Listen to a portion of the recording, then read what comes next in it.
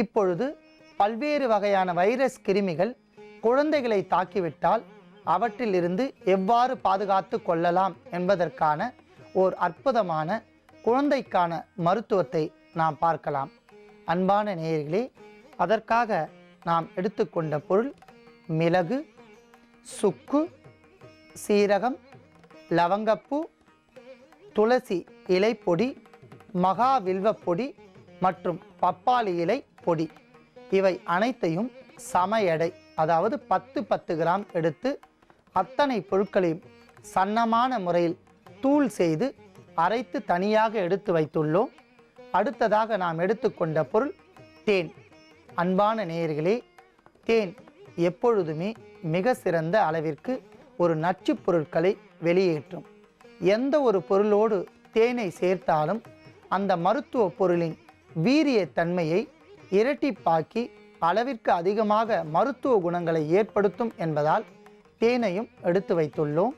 அன்பான நேயர்களே, சிறு குழந்தைகளுக்கு ஒவ்வாமை மற்றும் ஒவ்வாமையால் வரக்கூடிய அலர்ஜி, வைரஸ் பாதிப்பால் ஏற்படக்கூடிய ஜுரம் மற்றும் அதனால் வருகின்ற காய்ச்சல், அளவிற்கு அதிகமாக நமைச்சல், இவையெல்லாம் போக்கிக் கொள்வதற்கான ஓர் அற்புதமான மருத்துவத்தை பார்க்கலாம். அத்தனை பொருட்களையும் சேர்ந்து நாம் அரைத்து எடுத்து வைத்துள்ள பொருளையும் தேனை கொண்டு எவ்வாறு சூரணம் செய்யலாம் என்பதை பார்க்கலாம். முதலில் அரைத்து எடுத்த பொருள் ஒரு தேக்கரண்டி.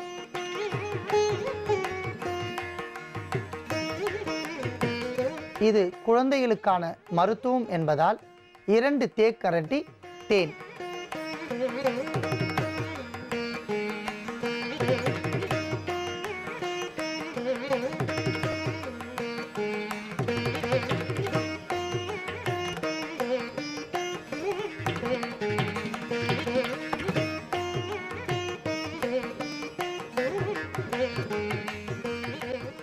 ஐந்து வயதிற்கு மேற்பட்ட குழந்தைகளுக்கான மருத்துவம் ஆகையால் 5 வயது உட்பட்ட குழந்தைகளுக்கு பயன்படுத்த வேண்டாம்.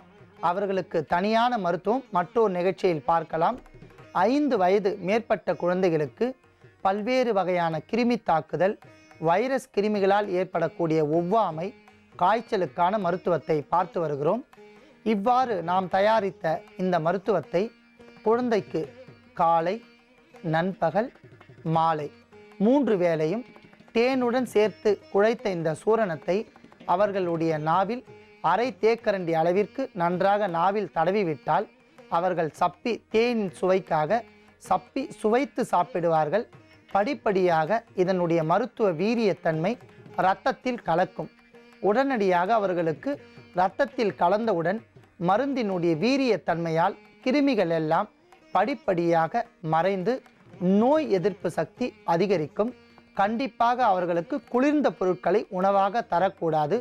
சூடான பசும்பால், சிறிது மஞ்சள் பொடி சேர்த்து தரலாம்.